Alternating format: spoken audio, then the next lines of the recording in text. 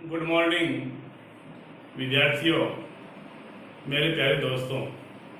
गोगाली Hindi point classes Vinoo Mishra में आपका हार्दिक अभिनंदन है, स्वागत है।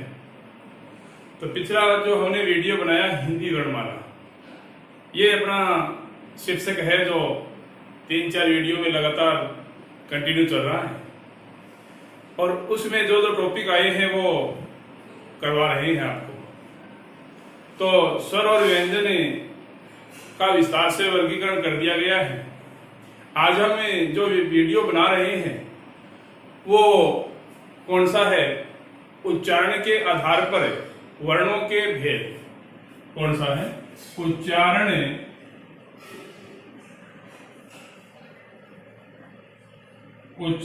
के आधार पर वर्णों के भेद। ये अपना हिंदी वर्णमाला का जो अगला टॉपिक है, उच्चारण के आधार पर वर्णों के भेद। तो देखो क्या होता है इसमें। फेफड़ों से निकलने वाली वायु, फेफड़ों से निकलने वाली वायु मुख के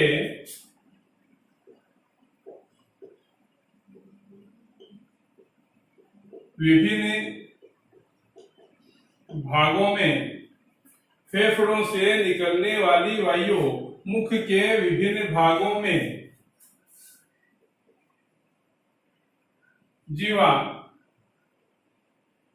जीभ का सहारा लेकर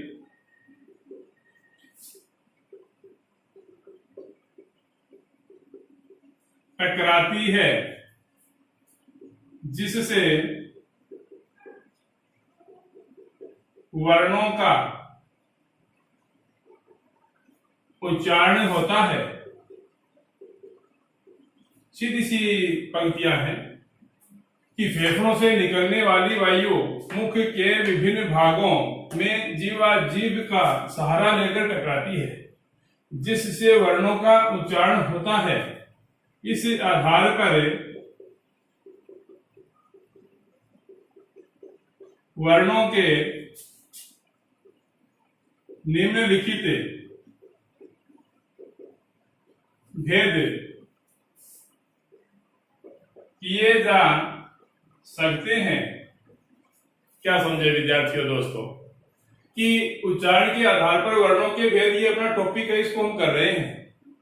तो क्या बताया जा रहा है कि फेफड़ों से निकलने वाली वायु, फेफड़े अपने, और उन फेफड़ों से निकलने वाली वायु है वो मुख के विभिन्न भागों में, मुख के अंदर अनेक तरह के भाग बने हुए हैं और उन भागों में जीवा यानी जीभ का सहारा लेकर टकराती है, जिससे वर्णों का उच्चारण होता है। इस आधार पर वर्णों के निम्नलिखित भेद है वो किए जा सकते हैं। आगे देखो, अब हमें दो तरह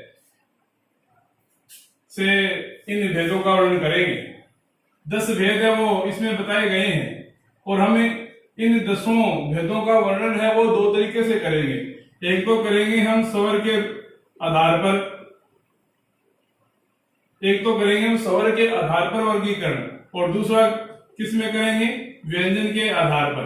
अब स्वर और व्यंजन है, इन दोनों को सम्मिलित करके जो गाइडों में, किताबों में जो ये सारणी दी हुई है इन 10 की, वो संयुक्त करके दी हुई है स्वर और व्यंजन। लेकिन हम सरल तरीका अपनाते हुए, जिसमें अच्छे तरीके से आप सभी के समझ में आ जाए, उसको ध्यान में रखते हुए हम स्वर और व्यंजन को अलग अलग कर रहे हैं। तो देखो किस प्रकार से ये होता है।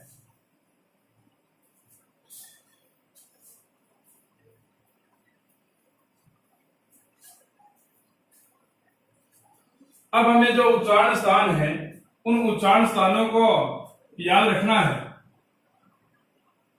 जैसे उच्चारण स्थान का नाम आ जाएगा कंठ, उसके बाद में तालु, उसके बाद में मूर्धा, उसके बाद में दंत, उसके बाद में ओष्ठ, उसके बाद में नासिका, उसके बाद में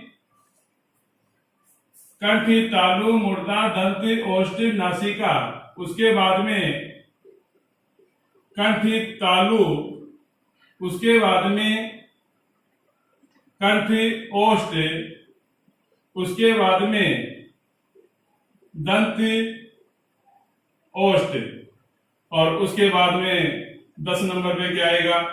स्वर तंत्र।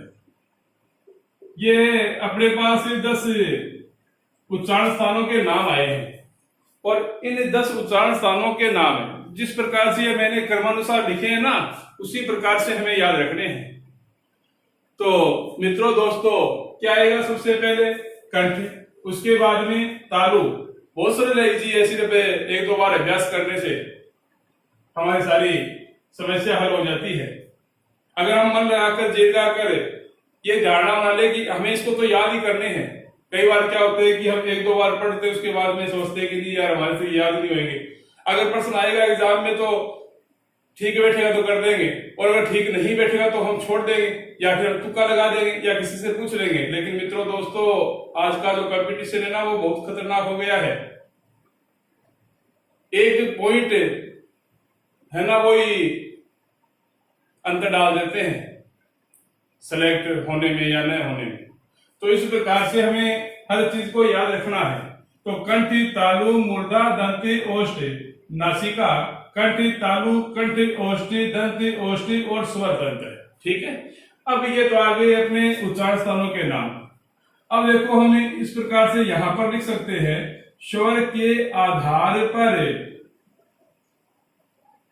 वर्गीकरण समझने के लिए है। अगर लिखो तो आपको अच्छा लगता है, याद रह जाता है, बिना लिखे तो कोई दिक्कत ही नहीं है। और अगर पहले याद नहीं हो पाता है तो हम लिख सकते हैं ऊपर स्वर के आधार पर, और इधर क्या आ जाएगा? व्यंजन के आधार पर।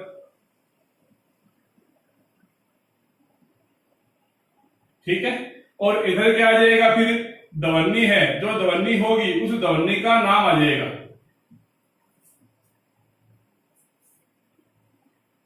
अब देखो, अब स्वर है तो स्वर जानते हैं सारे। तो स्वर है तो कंठ में क्या आ जाएगा? ए आ जाएगा, आ जाएगा, और ओ की ध्वनि होती है ना, ओ, ये आ जाएगा। उसके बाद में तालु में ई आ जाएगा, ई बड़ा आ जाएगा। मूर्धा में री आ जाएगा।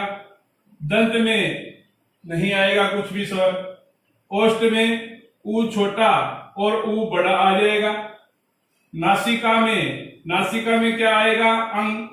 उसके बाद में ए चंद्र बिंदु पर अंग ए। ठीक है। इस प्रकार से नासिका में आ जाएंगे।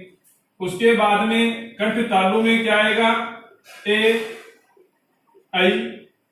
उसके बाद में कंठ ओष्ठ में क्या आएगा? ओ औ। दंत ओष्ठ में नहीं आएगा, स्वर तंत्र में नहीं आएगा। उसके बाद में जब हम व्यंजन कर रहे हैं तो इसको हम पहले ले लेते हैं। यहाँ पे वह आएगा, फिर फ आएगा। यहाँ पर इसमें स्वर तंत्र में है आएगा। कंठ तालु में कुछ नहीं आने वाला, कंठ तालु में कुछ नहीं आने वाला, और कंठ ओष्ठ में कुछ नहीं आने वाला। कंठ तालु में व्यंजन की बात कर रहे हैं हम। तो देखो, अब ये तो आ गया अपने स्वर के आधार पर आ गया। ठीक है। और उसके बाद में व्यंजन आ गया। व्यंजन का मतलब क्या है? कैसे लेके गया तक जितने भी वर्ण वो व्यंजन आते हैं, तो क्या आ जाएगा? क वर्ग। ठीक है। उसके बाद में विसर्ग, ये आ गया। फिर च वर्ग आ गया। कैच, फिर टे वर्ग आ गया। कैचेट, उसके बाद में ते वर्ग आ गया, और उसके बाद में पे वर्ग आ गया। यहां पर देखो क्या आएगा? जो भी 5 वर्ग है व्यंजन के, पांच वर्ग है, कै चे टे ते पे। अब कै चे टे ते पे ये जो वर्ग है, और इन वर्गों का जो 5वां वर्ण है, हर वर्ग का 5वां वर्ण, वो इस नासिका में आएगा। तो क्या आएगा? अंग। उसके बाद में ई है, उसके बाद में अण, उसके बाद में न, उसके बाद में मैं, ये आ जाएगा। इस प्रकार से देखो ये अपने पास ये सारणी बन गई। कै वर्ग आ गया, कै खे गे खे, अंग आ गया। च वर्ग आ गया, च छ ज छ आ गया। टे वर्ग आ गया, ट ठ ड ठ। ते वर्ग आ गया, त थ द थ ने। पे वर्ग आ गया, प फ प फ में। ये नासिका आ गई। अंग, ई, अण, न और मैं। उसके बाद में कंठ तालु में ये व्यंजन नहीं आएंगे, कंठ ओष्ठ में व्यंजन नहीं आएंगे, दंत ओष्ठ में क्या आएगा? वे और फे, और स्वर तंत्र में क्या आएगा? है। अब देखो, अब मैंने आपको दूसरे या तीसरे वीडियो में बताया था कि हम इसको एक ट्रिक है, उस प्रकार से हम याद कर सकते हैं। जो अंतस्थ वर्ण है और उसम व्यंजन है, उन दोनों को हम इस ट्रिक के माध्यम से भी तैयार कर सकते हैं। याद आएगा? कुछ पीछे वीडियो डाला हुआ है, देखा होगा आपने। और ट्रिक क्या है? तामूद, ये शब्द याद रखना है, तामूद। अब इसका ता का क्या हो जाएगा? तालु। मुंह का क्या हो जाएगा? मूर्धा। और द का जानते सारे, दंत। तो देखो मित्रों, दोस्तों, अब इसमें कर्मानुसार चलना है, तो इसमें आ जाएगा से, फिर से, और उसके बाद में है को बात छोड़ो एक बार, समझ गए? ये दूसरे व्यंजन आ गए। अंतस्थ वर्ण व्यंजन है वो आएंगे, जैसे ये, उसके बाद रे, उसके बाद ले और वह है, इसको भी अलग छोड़ो। तो से तालु में क्या आ गया? से और ये। अब तालु में करते हैं हम, तो क्या आ जाएगा? तालु में करते हैं, ठीक है, से और से। उसके बाद में मूर्धा में से और रे, से और ले, इस प्रकार से आ जाएगा। तो इसमें आ जाएगा से और ये। उसी प्रकार से मूर्धा में क्या आ जाएगा? मूर्धा में से और रे। उसी प्रकार से दंत में क्या आ जाएगा? से और ले। इस प्रकार से ये अपने पास सारणी पूर्ण हो चुकी है। अब देखो, अगर इस प्रकार से आपको ये सूत्र या ट्रिक जो भी है अपने हिसाब से बनी हुई है, आप भी इस प्रकार से तैयार कर सकते हो हर पर्सन को। तो जो ये सारणी है, ये ट्रिक बनाया हुआ है तामुद। इस प्रकार से अगर आप याद करते हो तो कोई दिक्कत ही नहीं है। और या फिर इस प्रकार से देखो, ये कै वर्ग है, इस कै वर्ग को हम छोड़ देंगे। उसके बाद में ये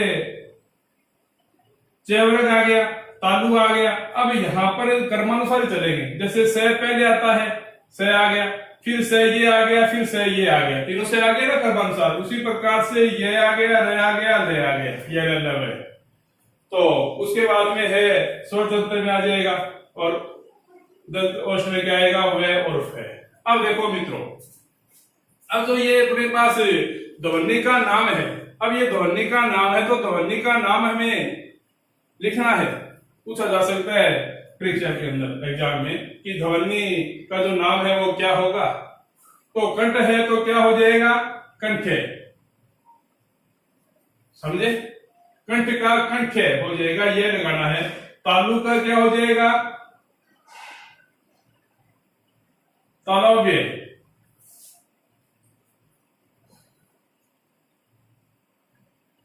तालव्य। मूर्धा का क्या हो जाएगा? मूर्धन्य। दंत का क्या हो जाएगा? दंत्य। ओष्ठ का क्या हो जाएगा? ओष्ठ्य। नासिका का क्या हो जाएगा? नासिके। कंठ तालु का क्या हो जाएगा? कंठ तालव्य, कंठ ओष्ठ का क्या हो जाएगा? कंठोष्ठ। दंत ओष्ठ का क्या हो जाएगा? दंतोष्ठ। और स्वर तंत्र का क्या हो जाएगा? अली जीव है। इस प्रकार से ये ध्वनि के नाम आ गए हैं। अपनी सारणी है वो कंप्लीट हो चुकी है मित्रों दोस्तों। एक बार दोबारा हम रिपीट कर देते हैं। तो देखो, कंठी तालु मुर्दा दंती ओष्ठी नासिका, कंठी तालु कंठी ओष्ठी दंती ओष्ठी स्वर तंत्र। ठीक है। अब उसके बाद में स्वर के आधार पर हम वर्गीकरण कर रहे हैं। तो कंठ में क्या आएगा? ए आ ओ की ध्वनि, तालु में ई छोटी ई बड़ी, उसके बाद में मूर्धा में री आ जाएगा, दंत में कुछ नहीं आने वाला है, ओष्ठ में ऊ छोटा या ऊ बड़ा, नासिका में अंग अंग, उसके बाद में कंठ तालु में ए आई ओ औ, कंठ ओष्ठ में, दंत ओष्ठ में कुछ नहीं आने वाला, स्वर तंत्र में कुछ नहीं आने वाला। उसके बाद में व्यंजन के आधार पर अगर हम वर्गीकरण करें तो देखो क्या होगा, कैवर्ग आ जाएगा, फिर विसर्ग आ जाएगा, चैवर्गी से ये आ जाएगा, पैवर्गी से रे आ जाएगा, पैवर्गी से ले आ जाएगा, ओष्ठ में पैवर्ग इतने आएगा सिर्फ, नासिका में अंग इए ने और मैं आ जाएंगे पंचवर्ण प्रत्येक वर्ग का, कंठ तालु में नहीं आने वाला, कंठ ओष्ठ में नहीं आने वाला, दंत ओष्ठ में वे और फे आ जाएगा और स्वर तंत्र में है आ जाएगा। उसके बाद में देखो ध्वनि का नाम है तो कंठे तालव्य मूर्धन्य दंते ओष्ठे नासिके कंठ तालव्य कंठोष्ठ दंतोष्ठ और अली जीवे। इस प्रकार से आज हमने उच्चारण के आधार पर वर्णों के भेद किए हैं। आशा करता हूं कि आपको सारी चीजें समझ में आ रही है और हमें अच्छी तैयारी करते रहना है। और अपना जो ये YouTube चैनल है गोगाजी हिंदी पॉइंट क्लासेस वीनू मिश्रा, इसको सब्सक्राइब करें, लाइक और शेयर करें ताकि घर बैठे व्यक्ति के पास, बच्चों के पास जो तैयारी करने वाले अपने विद्यार्थी मित्र दोस्त हैं उन सभी के पास ये लिंक पहुंचे और पढ़ाई है उसकी जारी रहे। जय गोगाजी महाराज।